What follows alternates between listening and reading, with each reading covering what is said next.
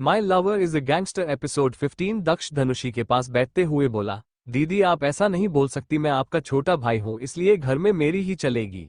धनुषी आंखें छोटी करते हुए बोली, ओह रियली, और तुम्हें ऐसा क्यों लगता है घर में सिर्फ मेरी चलेगी? मिस्टर अग्रवाल बोले, घर में क्या सब जगह मेरी बेटी की ही चलेगी? दक्ष मुंह बनाकर बोला, पापा ये गलत बात है, अब तक मेरी चलती थी तो अब दीदी की क्यों चलेगी? धनुषी उसके गाल पर हल्का सा थप्पड़ मारते हुए बोली, दक्ष के बच्चे मैं तुम्हारी बड़ी बहन हूं और तुम छोटे भाई इसलिए छोटे बनकर रहो। सोना धनुषी की बात सुनकर हंसने लगी। दक्ष ने उसकी तरफ देखा और मन में बोला, तुम्हारी हंसी तो मैं अभी बंद करता हूं। दक्ष ने सोना का हाथ पकड़ा और बोला, मैं और सोना एक दूसरे से प्यार करते हैं और हम भी शादी करना चाहते हैं। सोना आंखें फाड़े सबको देखने लगी।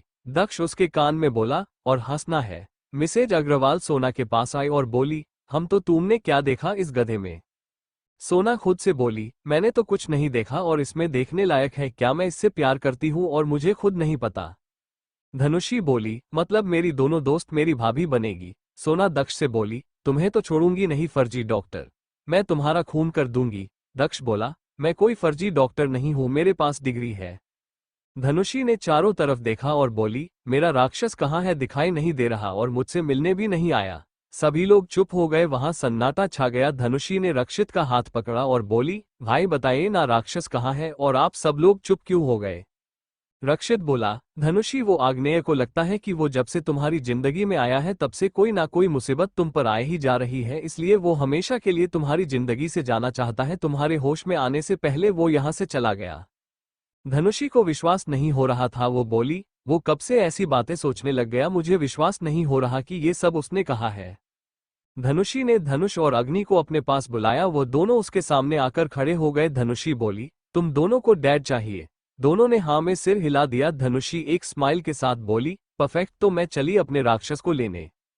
धनुषी खड़ी हुई और कपड़े चेंज करके वहां से निकल गई। बाकी सब भी धनुष और अग्नि को लेकर फार्म हाउस के लिए निकल गए। धनुषी कार खुद ड्राइव कर रही थी। उसे पता था कि आग्नेय इस वक्त कहाँ हो सकता है। उसकी कार एक खाई के सामने आकर रुकी। वो कार से उतरी और सामने देखने लगी जहां आग्नेय बैठा स्मोक कर रहा था। उसकी हालत बहुत खराब थी क्योंकि वो 5 दिन से नहाया तक नहीं था।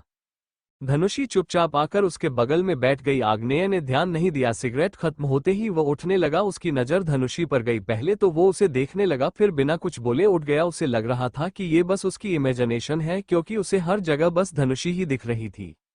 आग्नेय ने एक बार और पलटकर देखा। धनुषी खड़ी हो चुकी थी और उसे ही देख रही थी। आग्नेय खुद के सिर पर मारते हुए बोला, आग्नेय में बस तेरी इमेजिनेशन है, वो क्यों आएगी यहाँ? उसे तो होश भी नहीं आया है और आ जाएगा तब भी नहीं आएगी। वो सिर्फ तुझसे नफरत करती है। धनुषी बोली, तुम्हें कैसे पता? आग्नेय ने उसकी तरफ देखा और बोला, मुझे पता है, मेरी वजह से उसे इतना सब कुछ सहना पड़ा और उसने खुद मुझसे कहा था कि मैं चला जाऊं उसकी जिंदगी से। धनुषी मुंह बनाते हुए बोली, तुम कब से लोगों की बात मानने लगे? आग्नेय आर्यन तो वही करता है जो उसे करना होता है। आग्नेय ने अपना चेहरा फेर लिया और बोला, मैंने आज तक जो भी किया उसमें किसी का भी भला नहीं हुआ और जब मेरी बेबी डॉल चाहती है कि मैं उससे दूर चला जाऊं तो मैं जाऊंगा। वैसे भी मैं जब भी उसके पास जाता उसे चोट ही देता हूं। धनुषी की आंखें नम हो गई। वो बोली, तुम्हारी बेबी डॉल तुमसे कह रही है कि तुम मत जाओ, मेरे पास रहो हमेशा के लिए? आग्नेय ने पलटकर देखा। वह हैरानी से बोला, तुम सच में हो? तुम मेरी कोई इमेजिनेशन नहीं हो? धनुषी हाँ में सिर हिलाने लगी। धनुषी को अपनी गलती का एहसास हो रहा था कि उसने कितनी बेवकूफी भरा कदम उठाया था। उसने ना जाने आग्नेय को क्या कुछ नहीं कहा। वो रोते उसे बोली, मैंने तुम्हें खुद से दूर जाने को कहा था, अब मैं ही तुम्हें कह रही हूं, मुझे दोबारा अपना लो। आग्नेय कब से इस मोमेंट का वेट कर रहा था। उसने अपनी बाहें खोल ली। दर्द भरी मुस्कान के साथ बोला, अपनाना कैसा? मेरी ही हो। धनुषी भागकर आग्नेय के गले लग गई। दोनों ने एक दूसरे को कसकर बाहों में पकड़ा हुआ था। दोनों के बीच हवा तक गुजरने की जगह नहीं थी। वो बस एक दूसरे में समा जाना चाहते थे। वह ना जाने कब तक ऐसे ही खड़े रहे। जब ठंड बढ़ने लगी तो दोनों एक दूसरे से अलग हुए। आग्नेय ने धनुषी के फोरहेड पर किस किया और बोला, I means you so much. तुम्हें नहीं पता ये 5 साल मेरे लिए किसी नर्क से कम नहीं थे। धनुषी उसके गाल पर किस करते हुए बोली, मैंने भी आपको बहुत मिस किया इन 5 सालों में, हर एक पल और सबसे ज्यादा प्रेगनेंसी के वक्त। आग्नेय बोला, मुझे जानना है उस वक्त हुआ क्या था? वो दोनों फिर से खाई के पास जाकर बैठ गए। धनुषी बोली, मेरे पास सुनैना ने वीडियो फुटेज और मैसेज भेजा था जिनमें प्रणव की लाश की फोटो, बिंद्रा फैमिली और अमित की मौत का वीडियो था और मैसेज था कि तुम बदले के पागल हो चुके हो, कुछ भी कर सकते हो। आग्नेय बोला, बिंद्रा फैमिली और अमित की मौत हो गई, लेकिन उन्हें मारा किसने? दोनों ने एक दूसरे की तरफ देखा और बोले, कैलाश। धनुषी अपनी बात जारी रखते हुए बोली, मुझे तुम पर बहुत गुस्सा आया, तुम बिना मेरी किसी गलती के ये सब कर रहे थे, इसलिए मैंने सोचा कि जब मैं ही खत्म हो जाऊंगी तो ये किस्सा भी हमेशा के लिए खत्म हो जाएगा, इसलिए मैं कार लेकर वहां से निकल गई। फ्लैशबैक, धनुषी कार लेकर आर्यन मैंशन से निकल चुकी थी। वो सड़क पर कार दौड़ाते हुए बोली, मैं खुद को खत्म कर लूंगी और अगर जिंदा बच गई तो लौटकर कभी वापस नहीं आऊंगी। धनुषी के आगे एक कार आ गई, उसने ब्रेक लगाना चाहा लेकिन कार में ब्रेक नहीं थे। धनुषी ये देखकर घबरा गई, उसके हाथ कांपने लगे। वो ब्रेक लगाते हुए बोली, ये क्या हो रहा है, अब मैं कार कैसे रोकूं, मैं क्या करूं? धनुषी ने डोर खोला लिया ताकि अगर इमरजेंसी हो तो वो बाहर कूद जाए, तभी उसे पीछे से किसी ने टक्कर मारी। धनुषी ने रियर व्यू मिरर से देखा तो पीछे एक कार थी जिसमें आग्नेय का ही गार्ड बैठा था। धनुषी गुस्से से बोली, तो उसने खुद मेरा काम तमाम करने के लिए गार्ड भेजा। धनुषी ने अपने हाथ स्टीयरिंग पर कस लिए, वो बोली, अब तो तुम्हारी ये इच्छा कभी पूरी नहीं होगी आग्नेय आर्यन। धनुषी ने जानबूझकर कार खाई की तरफ ले गई। वो कार लगातार धनुषी के पीछे थी। खाई के पास पहुंचते ही उस कार ने फिर से धनुषी की कार को हिट किया, जिससे कार खाई में जा गिरी और उसी के साथ धनुषी कार से बाहर कूद गई। कार से बाहर कूदने के बाद धनुषी की हालत ऐसी भी जैसे आसमान से टपका और खजूर पे अटका। धनुषी एक पेड़ से लटकी हुई थी। खाई गहरी होने की वजह से उसे चक्कर आ रहे। धीरे धीरे धनुषी का हाथ फिसलने लगा। उसने अपनी आंखें बंद की और बोली, अब जब किस्मत में मौत ही लिखी है तो ठीक है। धनुषी के हाथ छूट गए, वो नीचे जा गिरी, लेकिन वो जमीन की जगह पत्तों के ढेर पर गिरी थी, जिस वजह से उसे बस कुछ खरोंचे आई थी और वो डर की वजह से बेहोश हो गई थी। नील वहां किसी काम से आया हुआ था। उसने बेहोश धनुषी को देखा तो उसके मुंह पर पानी मारने लगा, लेकिन वह नहीं उठी, इसलिए वो उसे उठाकर हॉस्पिटल ले गया। धनुषी की जब आंख खुली तो उसने खुद को हॉस्पिटल में पाया और सामने रीना जी बैठी थी। धनुषी खड़ी होते हुए बोली, आप कौन हैं और मैं यहाँ कैसे? क्या मैं मर गई? रीना जी हंसने लगी। वह बोली, तुम जिंदा हो और इस वक्त हॉस्पिटल में हो, और रही बात मेरी तो मेरे बेटे ने ही तुम्हें उस जंगल से बचाया है। धनुषी खड़ी हुई वहां से जाते हुए बोली, मुझे बचाने के लिए थैंक्स, अब मैं चलती हूँ। रीना जी ने उसे पकड़ कर बैठाया और बोली, पहले मेरी पूरी बात तो सुनती जाओ। धनुषी उनकी तरफ देखने लगी। रीना जी उसके गाल पर हाथ रखते हुए बोली, तुम मां बनने वाली हो, तुम 1 हफ्ते से प्रेग्नेंट हो, वो तो भगवान का शुक्र है कि तुम्हें ऊपर से गिरने के बाद भी कोई चोट नहीं आई और तुम और तुम्हारा बच्चा बिल्कुल सेफ है। धनुषी का हाथ खुद ब खुद उसके पेट पर चला गया। उसकी आंखों में खुशी के आंसू आ गए और होठों पर मुस्कान। धनुषी खुश होते हुए बोली, मैं मां बनने वाली हूं।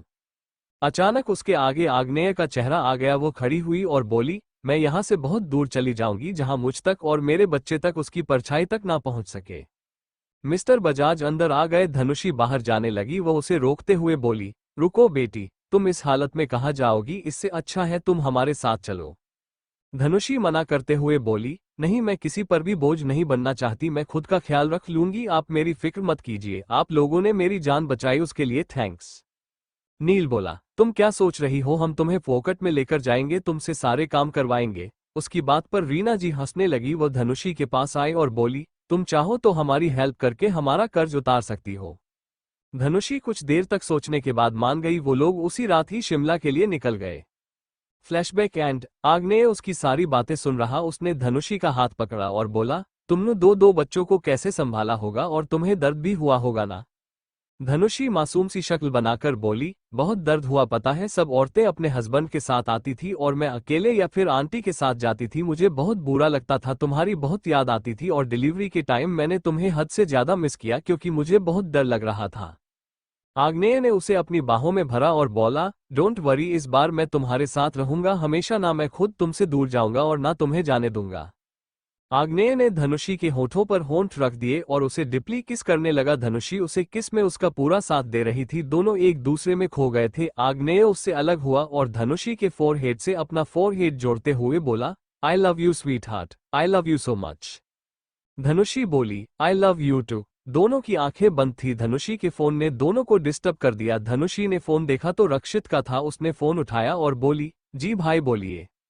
रक्षित बोला, वो मिला। धनुषी ने आग्नेय के कंधे पर सिर रखा और बोली, हाँ भाई, वो मेरे साथ ही है, हम बस कुछ देर में आते ही होंगे। रक्षित बोला, ठीक है, जल्दी आओ। धनुषी ने ओके बोलकर फोन रख दिया। उसने आग्नेय की तरफ देखा और बोली, चले। आग्नेय खड़ा हुआ और उसे खड़ा करते हुए बोला, चलो। दोनों वहां से फार्म हाउस के लिए निकल गए। जब वो फार्म हाउस पहुंचे तो वहां सन्नाटा पसरा हुआ था। दोनों ने एक दूसरे को देखा। आग्नेय बोला, सब कहाँ गए? धनुषी बोली, पता नहीं, सब के सब तो फार्म हाउस के लिए ही निकले थे।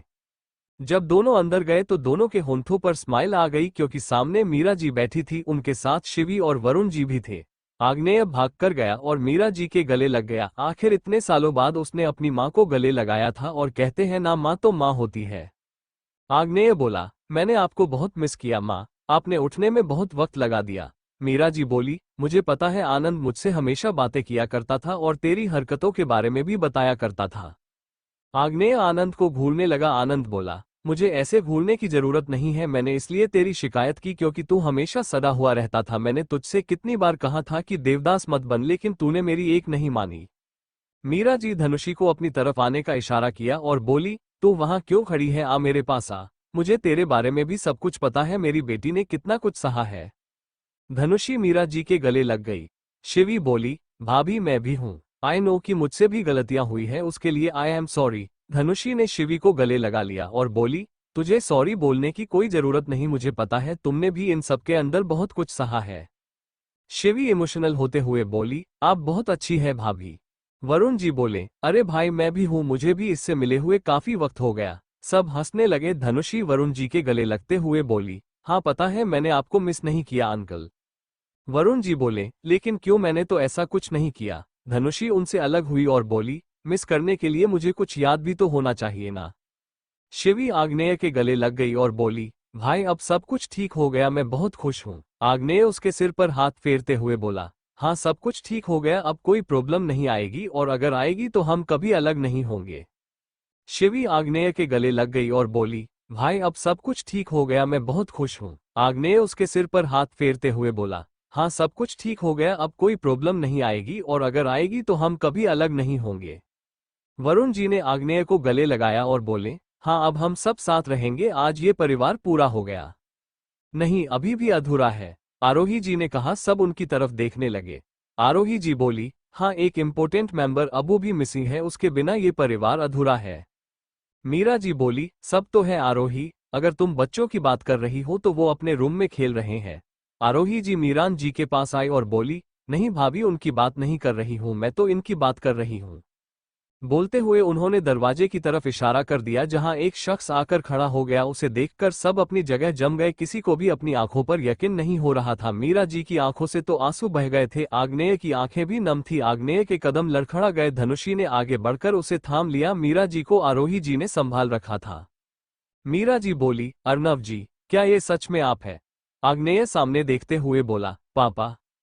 अर्नव जी की आंखें भी नम थी, वो सालों बाद अपनों को देख रहे थे, जिनके जिंदा होने की खबर तक उन्हें नहीं थी। मीरा जी भाग कर गई और अर्नव जी के गले लग गई। उन्होंने उसे गले लगा लिया।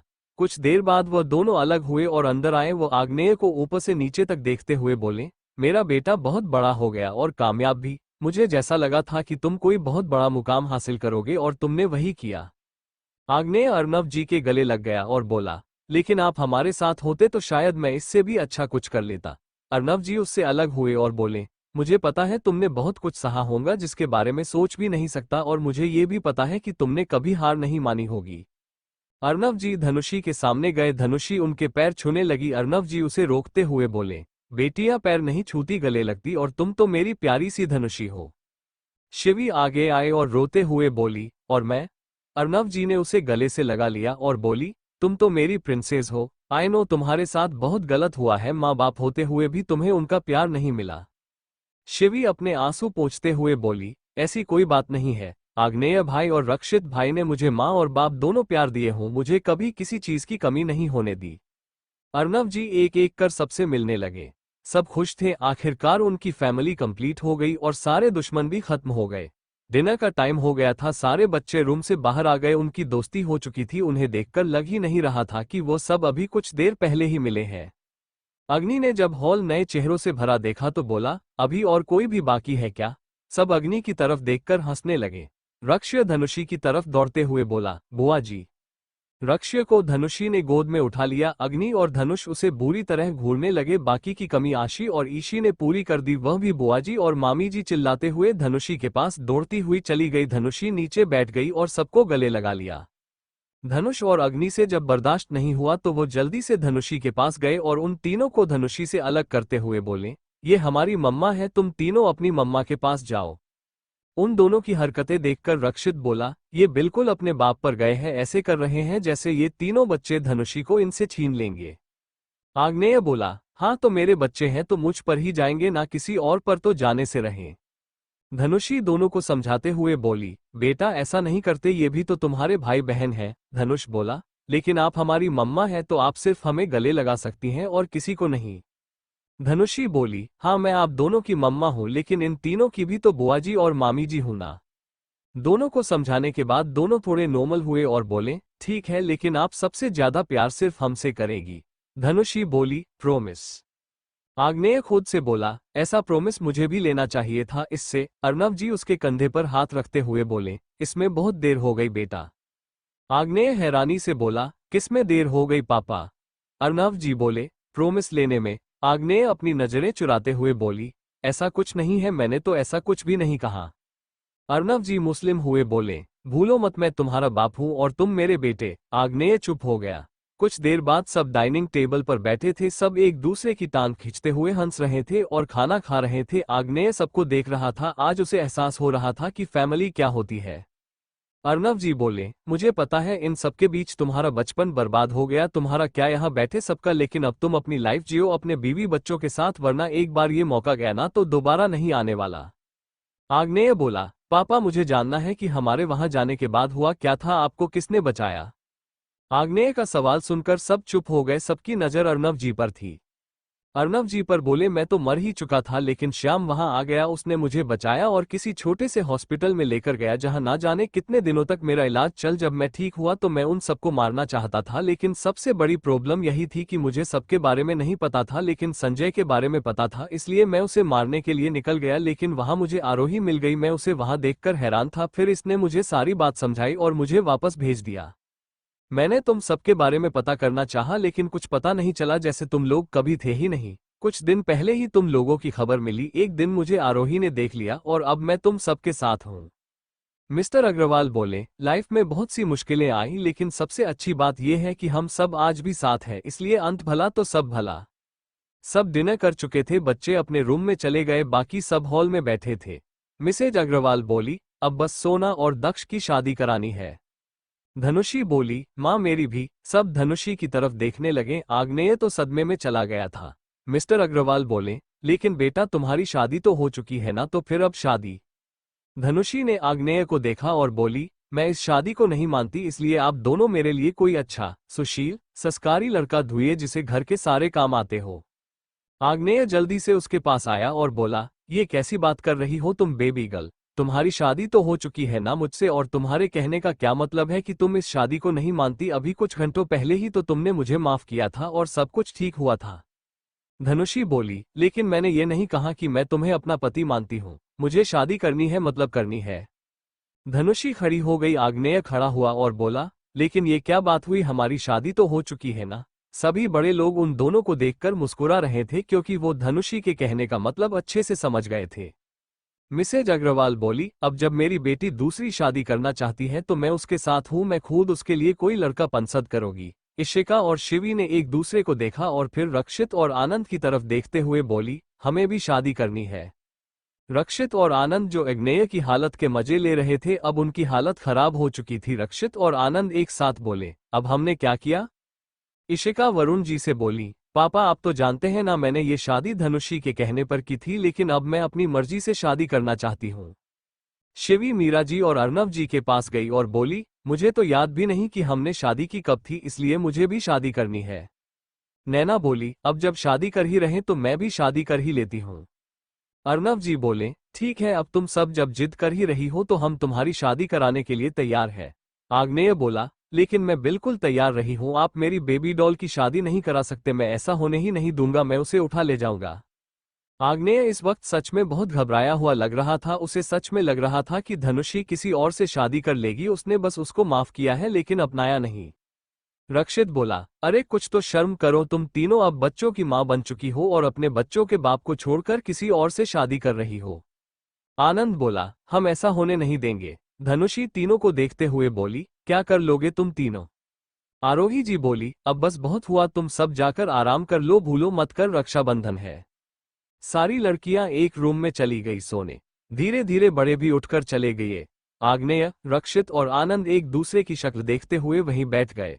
आनंद आग्नेय से बोला, ये सब कुछ तेरी वाली की वजह से हुआ है, अब तेरी वजह से हमें भी सजा मिलेगी। रक्षित बोला, आनंद बिल्कुल सही बोल रहा है, तुम दोनों सुबह से अकेले कर क्या रहे थे, तो उसे मना भी नहीं पाया, सच में तो किसी काम का नहीं।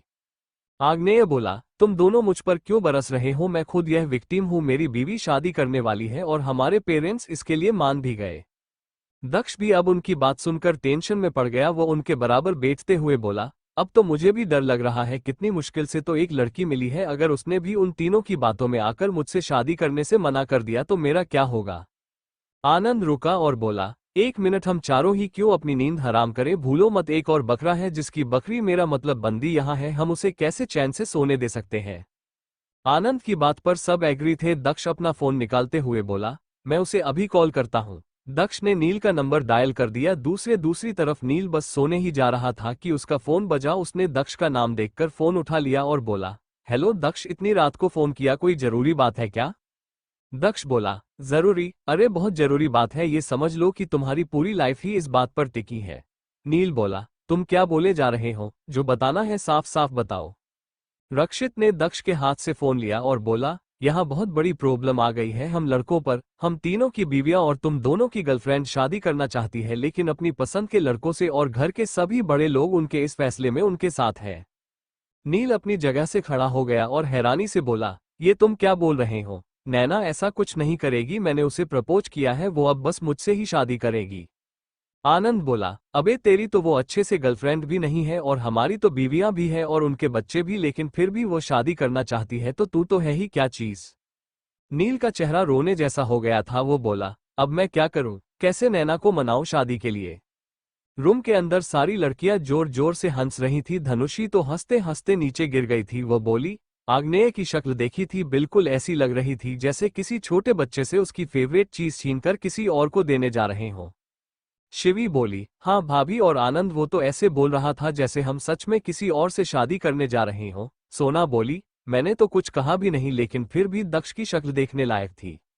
नैना बोली, नील यहाँ नहीं है, वरना मुझे भी उसका रिएक्शन देखने में मजा आता। इशिका बोली, कोई बात नहीं, अब देख लेना। सारी लड़कियां उसकी तरफ देखने लगी। इशिका बोली, मैं उन सबको जानती हूँ, हमने उनकी रातों की नींद खराब कर दी, इसलिए वो नील को भी चैन से तो सोने देंगे नहीं। धनुषी बोली, अब तक तो वो वहां से यहाँ आने के लिए निकल भी गया होगा। धनुषी के बोलते ही बाहर कार आकर रुकी, उसमें से नील बाहर निकला और अंदर आ गया। वो भी उन चारों के बगल में आकर बैठ गया और बोला, अब हम क्या करें, कुछ सोचा है। सबने नामे सिर हिला दिया। सारी लड़कियां रूम से बाहर आ गई और ऊपर खड़ी खड़ी उन चारों को पांचों को देखने लगी जो बेचारी सी शक्ल बनाए बैठे थे। सारे लड़के आग्नेय की तरफ देखने लगे। आग्नेय ने उन चारों की तरफ देखा और बोला, तुम सब मुझे क्यों घूर रहे हो। सब एक साथ बोले, क्योंकि ये सब तेरी बीवी की वजह से हुआ है, इसलिए सॉल्यूशन भी तुझे ही देना होगा। आग्नेय कुछ देर सोचने के बाद बोला, हम उनके रूम में जाएंगे और अपनी अपनी वाली से बात करेंगे, उन्हें समझाएंगे। सारे आग्नेय की बात से सहमत हो गए।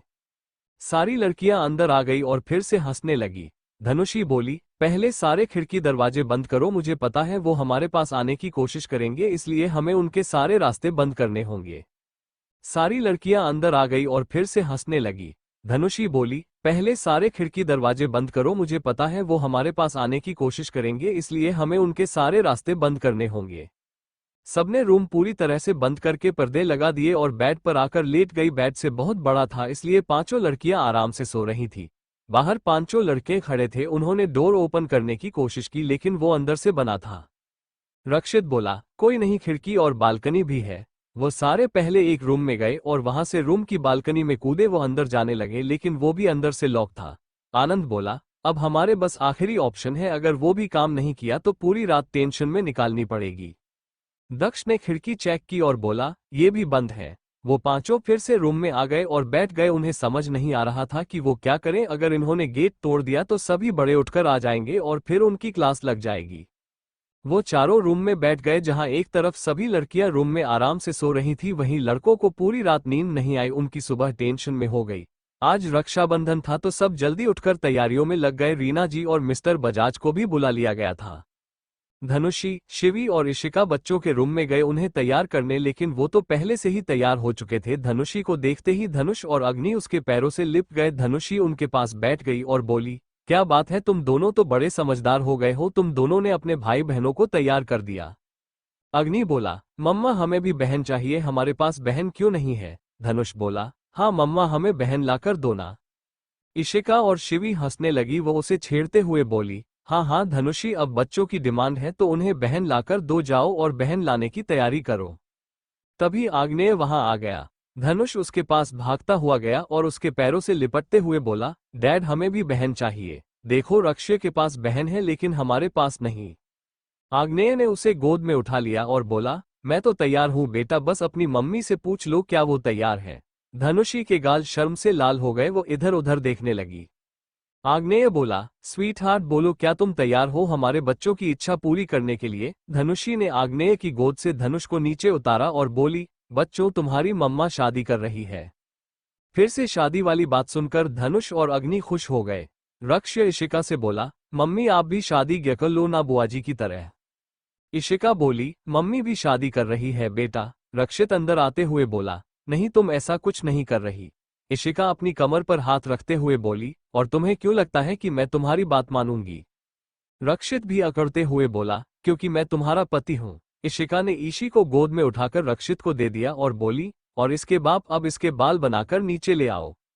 ईशी खुशी से ताली बजाते हुए बोली, मम्मी शादी होगी। रक्षित का मुंह रोने जैसा हो गया। आशी शिवी से बोली, मम्मी आप शादी।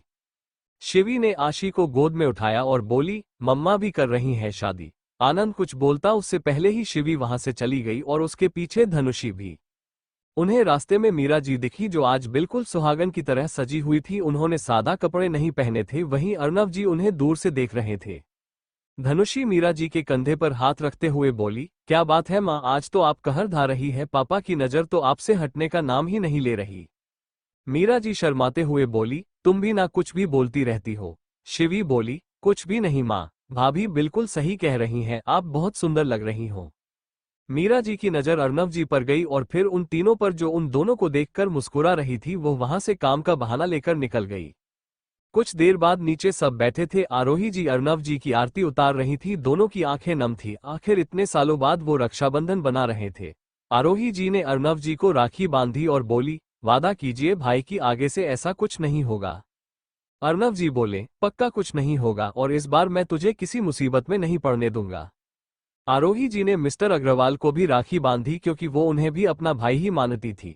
रीना जी की आंखें नम थी। वरुण जी बोले, आप रो क्यों रही है। रीना जी अपने आंसू पोंछते हुए बोले, मेरा कोई भाई नहीं तो बस थोड़ी सी इमोशनल हो गई। वरुण जी बोले, मेरी भी कोई बहन नहीं है, आप चाहें तो मुझे राखी बांध सकती है। रीना जी ने मिस्टर बजाज की तरफ देखा, उन्होंने हाँ में सिर हिला दिया। आरोही जी ने पूजा की थाल रीना जी को दे दिया।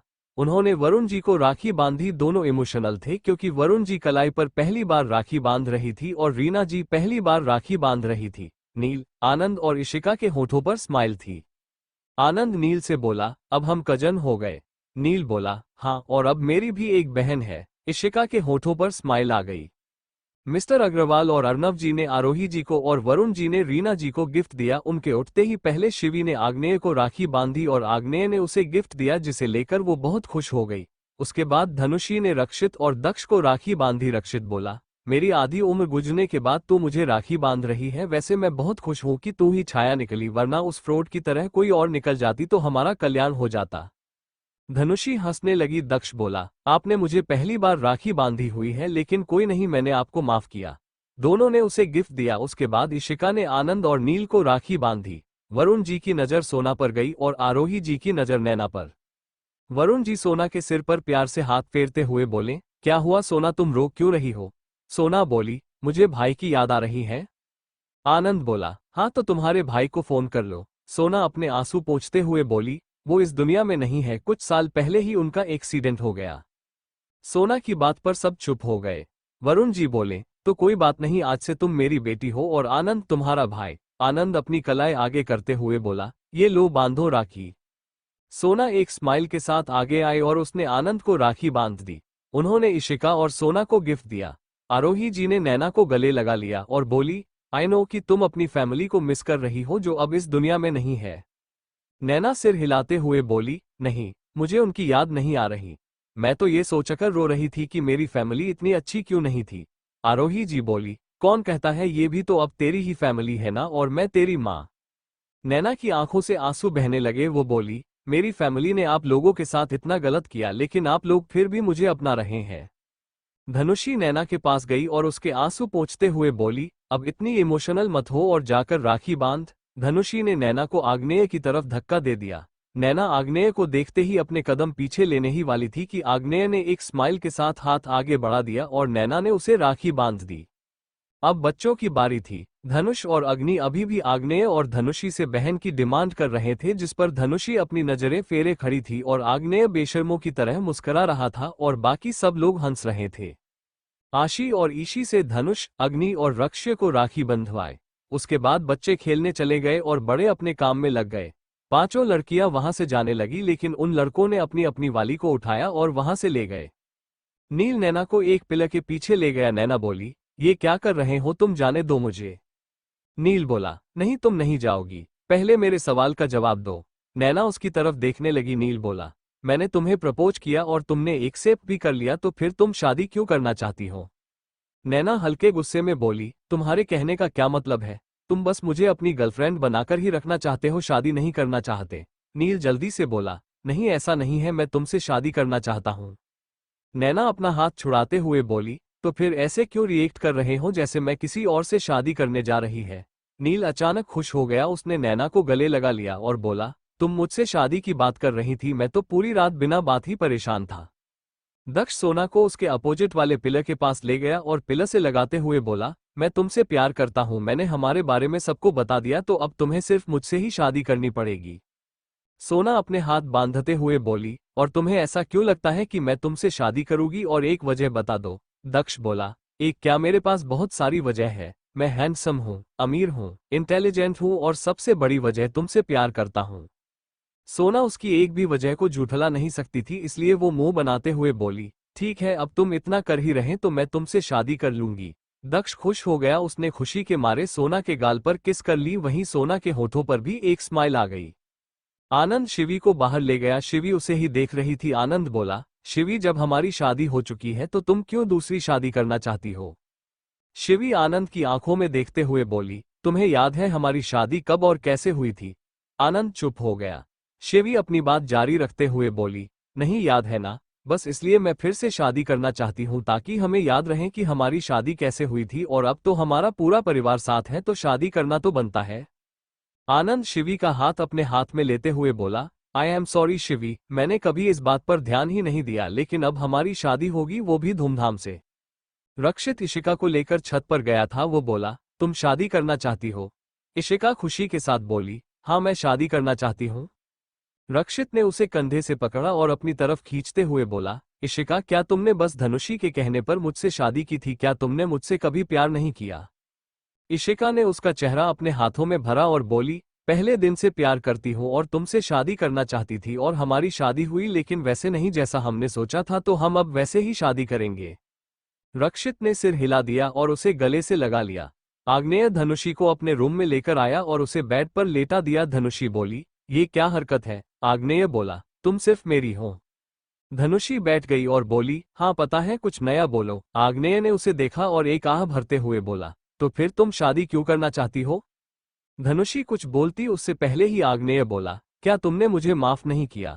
वो धनुषी के सामने बैठ गया और उसका हाथ पकड़कर उसकी आंखों में देखते हुए बोला, I am sorry for everything. मुझे पता है मैंने तुम्हें बहुत चोट पहुंचाई, और उसके लिए तुम मुझे जो चाहे वो सजा दे सकती हो, लेकिन मैं तुम्हें खुद से दूर नहीं जाने दूंगा। धनुषी बोली, मैंने तुम्हें माफ कर दिया, और चाहे जो हो जाए शादी तो मैं करके रहूंगी। धनुषी खड़ी हुई और बोली, और हाँ, आगे से मुझे यूं उठाकर मत लाना, और अगर मुझसे शादी करनी है तो माँ पापा के पास अपना रिश्ता मेरे लिए भेजो। धनुषी वहां से चली गई। आग्नेय कुछ नहीं तक उसकी बातों को सोचने लगा। उसे जैसे ही समझ आया वो खुश हो गए। अर्नव जी ने सबको नीचे बुलाया, इसलिए सब नीचे इकट्ठे हो गए। अर्नव जी बोले, हम कुछ देर में मेघालय के लिए निकलने वाले हैं, इसलिए तैयार हो जाओ, और हाँ, तुम लोगों की शादी वहीं होगी।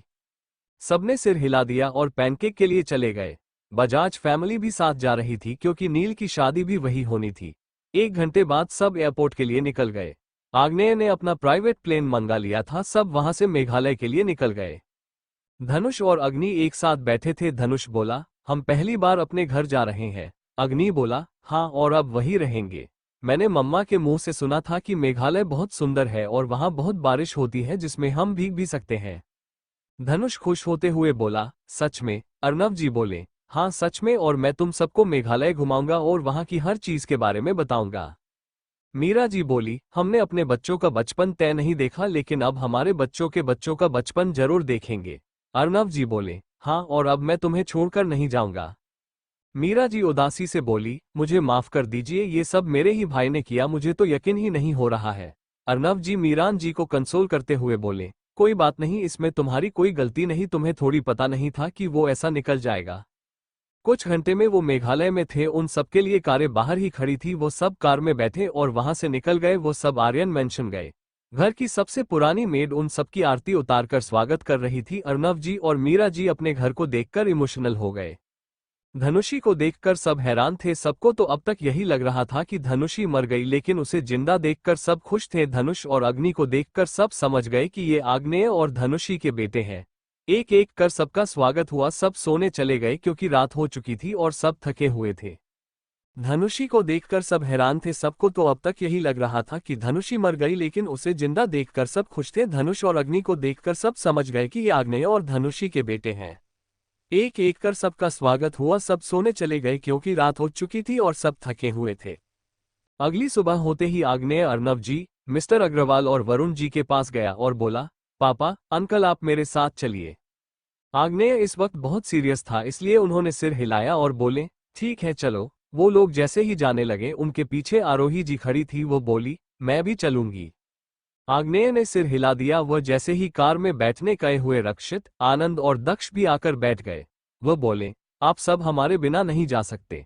आग्नेय ने कुछ नहीं कहा और कार स्टार्ट कर दी। कुछ देर बाद वो सब आग्नेय के प्राइवेट विला में थे। आग्नेय एक रूम की तरफ जाते हुए बोला, आप लोगों का गुनहगार अभी भी जिंदा है, एक आखिरी बार उससे मिल भी लीजिए। आग्नेय ने रूम का डोर ओपन किया तो काल भागता उसके पास आ गया और जोर से दहाड़ा। आग्नेय उसके सिर पर हाथ फेरते हुए बोला, मैं उसे ले आया और तुम्हारे दो लिटिल बॉस को भी। काल खुश हो गया। आग्नेय कैलाश के पास गया और बोला, तुम्हारे लिए एक खुशखबरी है। कैलाश बस उसे देख रहा था क्योंकि उसके अंदर बोलने तक की ताकत नहीं थी। आग्नेय बोला, आज तुम्हारा आखिरी दिन है। कैलाश खुश हो गया। खुशी उसकी आंखों में साफ दिख रही थी। वो पिछले 5 सालों में यही चीज तो चाहता था। आग्नेय बोला, लेकिन पहले मैं तुम्हें कुछ लोगों से मिलवाना चाहता हूँ। आग्नेय के इतना बोलते ही सब लोग अंदर आ गए। उन सबको जिंदा देखकर कैलाश जी के होश उड़ गए। वह अपनी पूरी ताकत इकट्ठा कर बोले, तुम सब जिंदा हो, मतलब मैंने इतने सालों में जो भी किया वो सब बेकार गया। आग्नेय बोला, हाँ सब बेकार गया, इससे अच्छा तुम संन्यास ले लेते। आग्नेय वहां से जाते हुए बोला, मुझसे ज्यादा ये आप लोग का गुनहगार है, तो देख लीजिए आप में से इसे कौन मारना चाहता है। आरोही जी बोली, मैंने कहा था ना तुझे कि मौत भी तुझे भीख में मिलेगी, और आज तुझे मौत की भीख मिलने जा रही है। अर्नव जी बोले, क्यों किया तुमने ये सब? अगर तुम्हें कुछ चाहिए ही था तो मुझसे मांग लेता। कैलाश जी बोले, मेरी हालत ऐसी बिल्कुल भी नहीं है कि मैं सांस भी ले सकूं, तो तुम्हारे सवालों का जवाब कैसे दूंगा, इसलिए तुम मुझे बस मार डालो। अर्नव जी ने आग्नेय की गन उठाई और कैलाश जी को मार दी। वह एक गोली में ही मर गया। आज के बाद से कैलाश का खेल खत्म हो चुका था, वो भी पूरी तरह से। आरोही जी बोली, मैं इस आदमी को अपनी आंखों के सामने मरता देखना चाहती थी और आज आखिर मेरी इच्छा पूरी हो ही गई।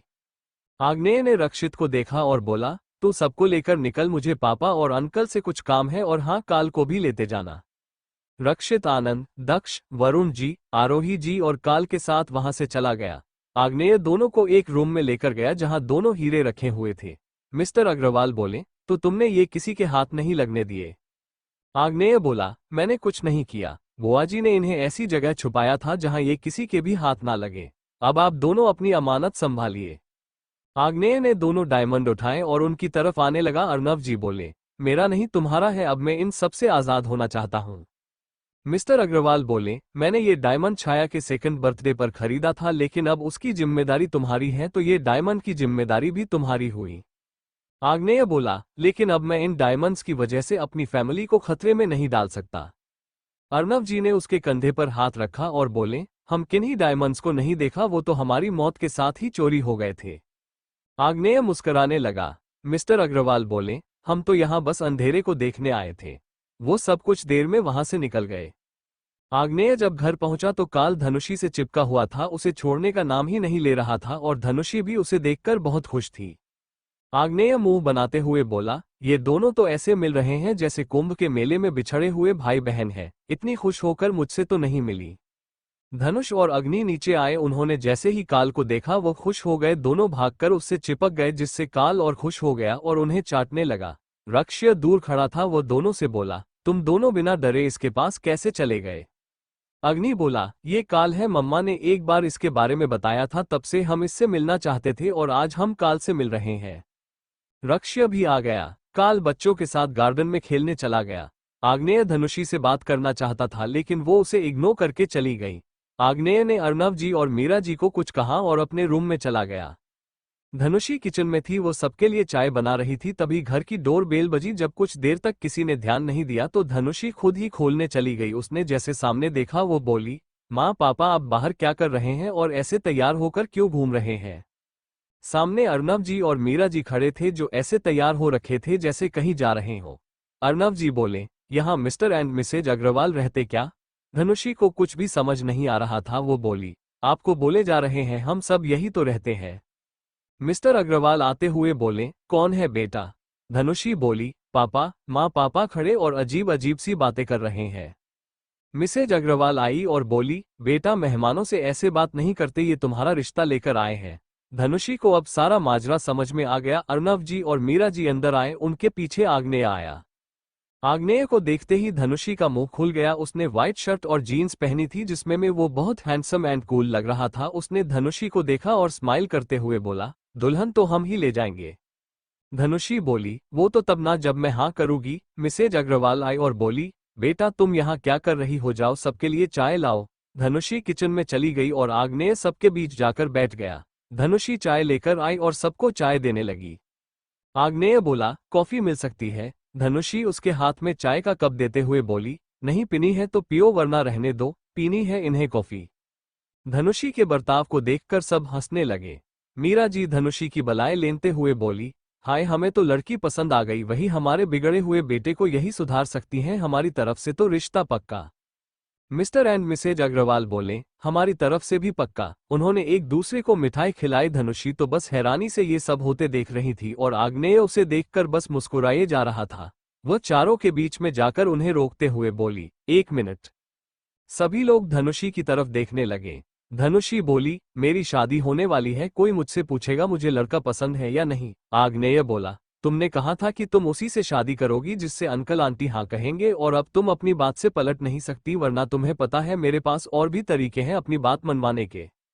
धनुषी मिस्टर अग्रवाल के गले लगते हुए बोली, पापा देखिए ये मुझे आप सबके सामने धमका रहा है, अकेले में तो पता नहीं क्या क्या करेगा। आग्नेय बोला, क्या करूंगा का क्या मतलब है, वही करूंगा जो सब करते हैं। धनुषी पैर पटकते हुए बोली, मैं इस बेशर्म लड़के से शादी बिल्कुल भी नहीं करूंगी। आग्नेय ने एक लड्डू उठाया और धनुषी को खिलाते हुए बोला, तुम्हारी शादी मुझसे ही होगी और अगर नहीं हुई तो उठाकर ले जाऊंगा। मिसेज अग्रवाल बोली, ठीक है तो फिर कल सबकी एंगेजमेंट। धनुषी अपना सिर पकड़ते हुए बोली, भाई क्या माँ बाप हैं जिन्होंने अपनी बेटी की एक नहीं सुनी?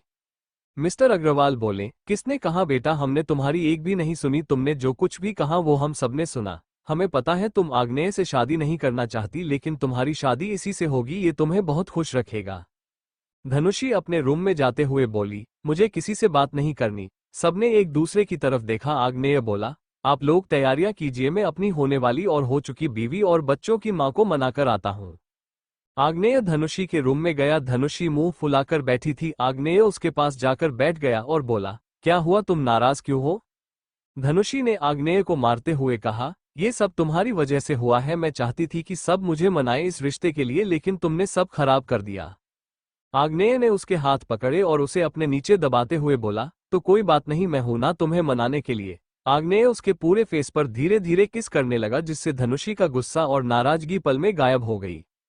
अगले दिन आर्यन मैंशन बहुत खूबसूरती से सजा हुआ था। एक साइड स्टेज लगा हुआ था, हर तरफ फूलों की खुशबू महक रही थी। स्टेज पर मून रखा हुआ था और ऊपर लाइट ऐसी लगी थी जैसे तारे चमक रहे हों। उन्होंने बहुत कम गेस्ट को बुलाया था, कर Arnav ji, Miran ji, Mr and Mrs Agarwal. Varun ji और आरोही जी गेस्ट का वेलकम कर रहे थे। उन्हें जिंदा देखकर सब हैरान थे। उन सबको एक पल के लिए तो ऐसा भी लग रहा था कि कहीं ये इन सबके भूत तो नहीं है। वरुण जी माइक लेकर स्टेज पर आए और बोले, लेडीज एंड जेंटलमैन, आप सब हमारे इतने शॉर्ट नोटिस पर आए उसके लिए थैंक्स। और हाँ, हम भूत नहीं जिंदा है, इसलिए हमें इंसानों की तरह ट्रीट करें। वरुण जी की बात पर सब हंसने लगे। वरुण जी बोले, आज हमारे बच्चों की एंगेजमेंट है तो उनकी खुशी में शामिल हुए और उनका स्वागत करें। बोलते हुए उन्होंने स्टेयर्स की तरफ इशारा कर दिया, जहां से पहले दक्ष और सोना आए। दक्ष ने व्हाइट शर्ट और ब्लैक कोट पैंट पहने थे, जेल से सैड बाल, हाथों में वॉय और पैरों में सूज। वहीं सोना ग्रीन कलर का गाउन पहना था जो हाफ स्लीव था, कानों में डायमंड इयररिंग्स, हाथ में ब्रेसलेट और पैरों में हिल। हल्के मेकअप के साथ वो बहुत प्यारी लग रही थी। उनके पीछे नील और नैना थे। नील ने भी बिल्कुल दक्ष की तरह कपड़े पहने थे और वो बहुत हैंडसम लग रहा था। वहीं नैना ने पिंक कलर का गाउन पहना था, वह भी हल्के मेकअप के साथ वो बहुत सुंदर लग रही थी। आनंद शिवी का हाथ पकड़े आया। आनंद ने महरून कलर का सूट पहना था और शिवी ने बेज कलर का गाउन। वो दोनों साथ में बहुत प्यारे लग रहे थे। रक्षित इशिका के साथ नीचे आया। उसने ग्रे कलर का सूट पहना था, होठों पर मुस्कान। वहीं इशिका ने पर्पल कलर का गाउन पहना था। दोनों साथ में बहुत प्यारे लग रहे थे। अब एंट्री थी हमारे मेन कपल की। आग्नेय और धनुषी ने एक दूसरे के हाथों में हाथ डाल रखा था। उनके आते ही वहां शांति हो गई और सब लोग उन दोनों को देखने लगे। आग्नेय ने ब्लैक शर्ट और ब्लू कोट पैंट पहने थे, जिनमें वो बहुत हैंडसम लग रहा था। हाथ में bread and watch, black shoes, gel से सेट बाल, सारी लड़कियां उसे ही देख रही थी। धनुषी ने सिर्फ कलर का गाउन पहना था जो स्लीवलेस था, बालों का मेसी बन, कानों में डायमंड इयरिंग्स, हाथों में ब्रेसलेट और हिल के साथ वह बहुत प्यारी लग रही थी। दोनों की नजरें एक दूसरे पर ही थी। वो दोनों धीरे धीरे नीचे आए और हॉल में तालियों का शोर गूंज उठा। वो दोनों भी बाकी कपल्स के साथ आकर खड़े हो गए। आग्नेय और धनुषी सबसे आगे और बीचों बीच खड़े थे। मीरा जी रिंग की थाल लेकर आई और दोनों के पास खड़ी हो गई। रीना जी आनंद और नील के पास खड़ी हो गई और मिसेज अग्रवाल दक्ष और रक्षित के पास खड़ी हो गई। लड़कों ने रिंग उठाई और लड़कियों को पहना दी। उसके बाद लड़कियों ने उठाई और लड़कों को पहना दी। हर तरफ तालियों का शोर गूंज उठा। दक्ष बोला, हमारा एक डांस तो बनता है। दक्ष के बोलते ही गाना चल गया और सभी कपल्स डांस करने लगे। जन्म जन्म जन्म साथ चलना, यूं ही कसम तुम्हें कसम, आके मिलना यही। आग्नेय ने धनुषी की आंखों में देखते हुए उसे ऊपर उठाया और गोल गोल घूमकर फिर से नीचे ले आया। एक जान है भले दो बदन हो, जुदा मेरी होके हमेशा ही रहना, कभी ना कहना अलविदा। आनंद शिवी को गोल गोल घुमाए जा रहा था। मेरी सुबह हो तुम ही और तुम ही शाम हो, तुम दर्द हो तुम ही आराम हो, मेरी दुआओं से आती है बस ये सदा, मेरी होके हमेशा ही रहना, कभी ना कहना अलविदा। रक्षित इशिका के साथ पीसफुली डांस कर रहा था। मेरी दुआओं से आती है बस ये सदा, मेरी होके हमेशा ही रहना, कभी ना कहना अलविदा। दक्ष और सोना सबसे ज्यादा स्टेज पर घूम रहे थे। मेरी होके हमेशा ही रहना, कभी ना कहना अलविदा। नील और नैना एक दूसरे के हाथों में हाथ डाले गोल गोल घूम रहे थे। तेरी बाहों में है मेरे दोनों जहां, तू रहे जिधर मेरी जन्नत वहीं, जल रही अन है जो ये दो तरफा, ना बुझे कभी मेरी मन्नत यही। तू मेरी आरजू मैं तेरी आशिकी, तू मेरी शायरी मैं तेरी मौसिकी, तालाब तालाब तलब बस तेरी है मुझे नसों में, तू नशा बनके गुलना यूं ही, मेरी मोहब्बत का करना तू हक ये अदा, मेरी होके हमेशा ही रहना, कभी ना कहना अलविदा। मेरी सुबह हो तुम ही और तुम ही शाम हो, तुम दर्द हो तुम ही आराम हो, मेरी दुआओं से आती है बस ये सदा, मेरी होके हमेशा ही रहना, कभी ना कहना अलविदा। अलविदा। मीरा जी अर्नव जी से बोली, अब बस कोई मुसीबत ना आए और मेरे बच्चे हमेशा ऐसे ही खुश रहे। मेहमान धीरे धीरे जा चुके थे। धनुषी बहुत खुश थी क्योंकि ये शादी उसकी मर्जी से हो रही थी, जबरदस्ती नहीं। मिसेज अग्रवाल उसे गले लगाते हुए बोली, हमारी बेटी हमें मिली और अभी पराई हो जाएगी। मीरा जी बोली, ऐसे कैसे पराई हो जाएगी, बेटियां घर से पराई होती है दिलों से नहीं, और ये तो मेघालय है। मिसेज अग्रवाल ने हाँ में सिर हिला दिया। कुछ देर बाद सभी कपल चेंज करके गार्डन में बैठे थे। आग्नेय धनुषी से बोला, तुम खुश तो हो ना? धनुषी उसके कंधे पर सिर रखते हुए बोली, बहुत। धनुष और अग्नि भागते हुए आए। आग्नेय और धनुषी ने अपनी बाहें फैला दी, वो दोनों उनके गले जा लगे। धनुष बोला, मम्मा डैड हम आपकी वेंडिंग देखेंगे, हमें तो यकीन ही नहीं हो रहा। आपको पता है हमने सबसे पूछा लेकिन किसी ने भी अपने मम्मा डैड की वेंडिंग नहीं देखी। अग्नि बोला, हम बहुत मस्ती करेंगे और डांस भी, अब हम मम्मा और डैड दोनों के साथ रहेंगे बाकी बच्चों की तरह। आग्नेय बोला, आई एम सॉरी बच्चों, मेरी वजह से तुम दोनों को तकलीफ हुई। अग्नि बोला, कोई बात नहीं, गलतियां सबसे होती है, आपसे भी हो गई। धनुषी हंसने लगी। वहीं आग्नेय बोला, तुमने ये बड़ों वाली बातें कहाँ से सीखी? धनुष बोला, बड़ों से और कहाँ से पापा। रक्षित वहां आया और बोला, सच में आग्नेय, तेरा IQ 0 हो चुका है। सभी लोग वहां आकर बैठ गया और सभी बच्चे भी वहां आकर बैठ गए और सब बच्चों के साथ खेलने लगे। अगली सुबह सब तैयार हो रहे थे क्योंकि आज मेहंदी और हल्दी दोनों थी। मिसेज अग्रवाल और रीना जी लड़कियों के रूम में गई जहां वो सब आराम से सो रही थी। रीना जी सबको उठाते हुए बोली, उठ जाओ, तुम लोगों की मेहंदी और हल्दी है। सब एक साथ उठी और तैयार होने चली गई। वहीं लड़के पहले से तैयार थे, उन्होंने ग्रीन कुर्ता और व्हाइट पजामा पहना था। सब एक से बढ़कर एक लग रहे थे। सभी लड़कियां तैयार होकर नीचे आई, सबने लहंगे पहन रखे। सबने मेहंदी लगवानी शुरू कर दी। सारी लड़कियां लड़कों को घूर रही थी। लड़के बोले, हमें क्यों देख रही हो तुम सब? इशिका बोली, अगर मेहंदी का कलर अच्छा नहीं आया ना तो शादी तो भूल जाना। सारे लड़के हैरानी से एक दूसरे की तरफ देखने लगे। रक्षित बोला, ये क्या बात हुई? मेहंदी से शादी का क्या लेना देना? शिवी बोली, लेना देना है। अगर मेहंदी का कलर अच्छा नहीं आया तो मतलब हमारे होने वाला पति हमसे प्यार नहीं करता। आग्नेय धनुषी से बोला, तुम्हारी मेहंदी का कलर सबसे अच्छा आएगा क्योंकि मैं तुमसे बहुत प्यार करता हूं। सोना बोली, आप लोग मेहंदी नहीं लगवाने वाले? अर्नव जी, मिस्टर अग्रवाल, मिस्टर बजाज और वरुण जी वहां आए और बोले, ये मेहंदी लगवाएंगे, हम खुद लगवाएंगे इन्हें। वो सब लड़कों को वहां से ले गए। कुछ देर बाद मेहंदी का फंक्शन खत्म हो गया। सबकी मेहंदी का कलर बहुत अच्छा आया था। किसी के पास आराम करने का टाइम तक नहीं था क्योंकि इसके तुरंत बाद हल्दी थी जिसके लिए सब तैयार होने चले गए। सभी तैयार होकर नीचे आए। लड़कियों ने साड़ी पहन रखी थी और लड़कों ने कुर्ता और पाजामा। लड़कों की नजर तो लड़कियों पर जम सी गई। कुछ देर बाद हल्दी भी खत्म हो गई। आज शादी थी, आखिर वो दिन भी आ ही गया। लड़कियां एक रूम में तैयार हो रही थी और लड़के एक रूम में। आज सब खुश थे, आखिर दुख के दिन चले गए और अब बस खुशियां ही खुशियां थी। बाहर 5 मंडप बने हुए थे जिनमें पांचों दुल्हे जाकर बैठ गए। कुछ देर में दुल्हने भी आ गई जो आज बहुत प्यारी लग रही थी। वरुण जी ने गाना बजाया और सब नाचने लगे। माही वे दैट्स द वे माही वे। अर्नव जी मीरान जी के साथ नाच रहे थे। तेरे माथे झूमर दमके, तेरे कन्नों बाली चमके है री। माही वे मिस्टर एंड मिसेज अग्रवाल एक साथ नाच रहे थे। तेरे हाथों कंगना खन के, तेरे पैरों पायल चांस है री। माही वे मिस्टर बजाज ने भी रीना जी को खींच लिया और वो भी नाचने लगे। नैनो से बोले, रब्बा रब्बा मन में डोल रब्बा रब्बा। अमरूद घोले रब्बा रब्बा टू सोनिए। वरुण जी सबके बीच में आए और अकेले ही नाचने लगे। जिंद माही वे सोनी सोनी आजा माही वे, एवरीबडी सिंग सोनी सोनी आजा माही वे।